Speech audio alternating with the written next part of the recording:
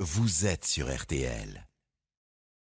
Bonjour Laurent Gérard. Bonjour Yves. Bonjour Mademoiselle Jeanne. Bonjour Monsieur Calvi. Bonjour Dominique Strauss-Kahn. Bonjour Michel. Oui. Dominique Strauss-Kahn, vous êtes plutôt Toussaint ou Halloween, vous? Voyez-vous Michel, aux States, The H-Nay, Halloween Night, la nuit d'Halloween, est une institution. Moi-même, quand j'étais à Henry City, New York City, j'ai beaucoup fêté Halloween, au milieu des zombies, en putréfaction. Et à cette occasion, dans les bureaux du FMI, Fonds monétaire international, j'exigeais de mes collaboratrices qu'elles se déguisent en sorcières. Alors vous allez me dire, Michel, what the fucking hell did you ask your assistant to dress up as a witches? C'est ce que j'allais vous demander, Dominique Strauss-Kahn. Pourquoi demandiez-vous à vos assistantes de se déguiser en sorcières? Pour chevaucher mon manche à balai, comme dans Harry Potter. Potter. Je veux aussi une assistante roumaine, Vulva, à qui je demandais de se déguiser en femme vampire. Et vous savez pourquoi? Je crois que je ne tiens pas à le savoir. Merci Dominique Strauss-Kahn. Je tiens à préciser que tout ça, c'est du passé. Comme je ne peux pas retourner aux States, je me suis fait à l'idée de ne plus jamais enfoncer ma grosse bougie dans des citrouilles rebondies. Du coup, je vais fêter la Toussaint. Je tiens à fêter tous les saints. Oui. Qu'ils soient petits, gros, bien lourds. Bien sûr. Des blagues à tabac, des grandes toilettes, des oreilles de coquin. Ça va être leur fête. Le nouveau président américain Joe Biden semble être devenu le nouveau héros de la classe politique française, au point que l'on parle de Biden Mania. Faisons le point sur ce phénomène inattendu avec notre spécialiste des USA. Bonjour John Rambo. Attends, arrête. Qu'est-ce qu'il y a? Ta musique, ça allait pour causer de Trump, mais ça va pas du tout pour Joe Biden. Bon bah d'accord, on va vous mettre autre chose de plus sympathique.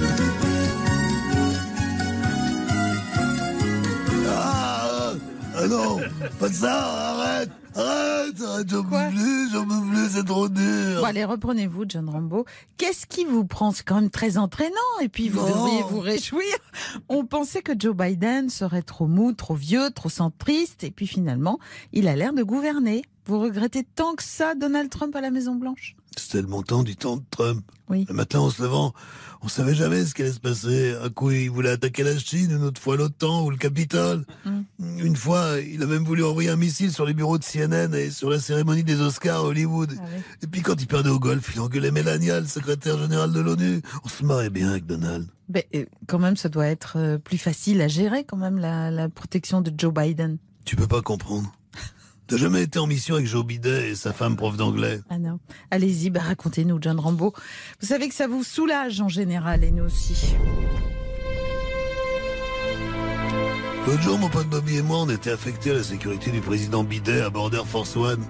À peine assis, Joe Biden, il s'est endormi la bouche ouverte. Alors mon pote Bobby, pour déconner, il lui a piqué son dentier et il l'a remplacé par des dents de Bugs Bunny.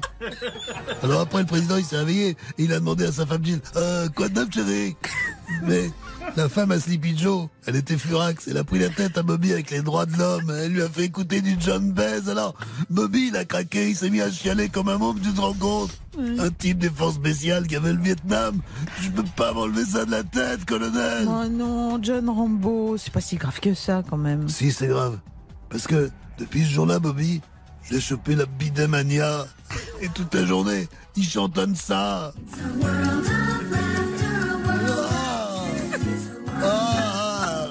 Oh non, pas ça!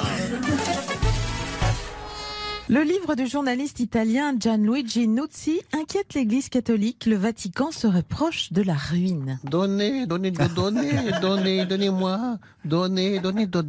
Dieu vous les rendra. Bonjour Pape François. Il est plus un toun. Un à l'huile. Des pépettes de pèse. Je suis à sexe, regarde. Oui. Il est plus copec. Il vous calvinus de la matinée à l'os. Faites une petite sieste. Je suis ruiné. Mais c'est à ce point-là? Mes évêques ne peuvent même plus nourrir leurs femmes et leurs enfants. C'est une catastrophe. Mais vous n'avez pas de solution? Si, je vais mettre toutes mes robes sur le bon coin, mais c'est 12,52. Et Yellow, le magazine. Elle, spécial Fashion Week, le magazine. Oui. Et je vois que le blanc, c'est plus à la mode. Donc vous ne croyez pas au miracle? J'essaie de multiplier les bifetons, mais ça ne marche pas, ça m'énerve. Le gouvernement libanais fait face actuellement à une forte contestation populaire. Faisons le point sur la situation dans ce magnifique pays avec notre orientaliste préféré, Enrico Macias. Bonjour Enrico. Bonjour à toi, ma petite gazelle en ponchon zébré. Tout à fait. Et 5 sur toi, mon frère Yves de la matinale. Bonjour Enrico. Qui réveille la France avec tes chemises de toutes les couleurs de l'arc-en-ciel. Que c'est jamais la même le matin à la radio et le soir à la télé. C'est vrai. Tu les laves avec Émir Couleur, ma parole.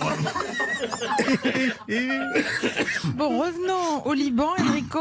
Le vaste soulèvement populaire est né suite à la décision de taxer les appels sur l'application gratuite WhatsApp. Ma parole, la boulette qu'il a faite le président Aoun avec WhatsApp. Ah oui. Ça a vraiment été le pois chiche de trop qui a fait déborder le bouillon sur la cuisinière. Ah ouais. Mais il faut qu'au lieu d'éteindre la flamme, ça l'a attisé. Ah oui, on voit bien l'image. Mais pourquoi une telle réaction? Tu sais, ma petite princesse à rayures, je crois vraiment que t'as pas connu le téléphone arabe. Non, pas vraiment, non. Téléphone arabe, oui. Voilà, merci. Qu'on avait chez nous autres, oui, c'est vrai, mais je vous le dis.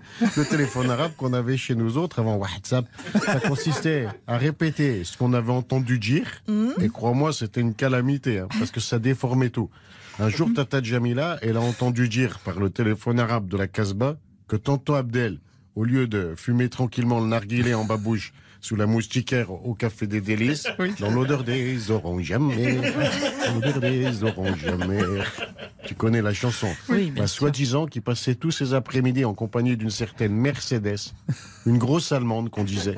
Il la sortait partout, il la bichonnait, même qu'elle était magnifique et qu'elle avait 2 gros airbags à l'avance. Tu vois ce que je veux dire? Excuse-moi pour l'image un peu crue. Hein. Oui, aïe, aïe, aïe. Et qu'est-ce qu'elle a fait, votre Tata Jamila, alors? Elle a fait ni une ni deux. Elle a suivi tonton Abdel, elle a découvert le poteau rose. Mercedes, c'était pas une femme. C'était une voiture que tonton Abdel, il s'était acheté en cachette avec l'argent de la dent en or qu'il avait gardé par de Vernon. Évidemment, Laurent Gérard et Jade seront de retour dès lundi à 8h45. Et d'ici là, tout le week-end dans les matinales de Vincent Perrault et Christophe Paco.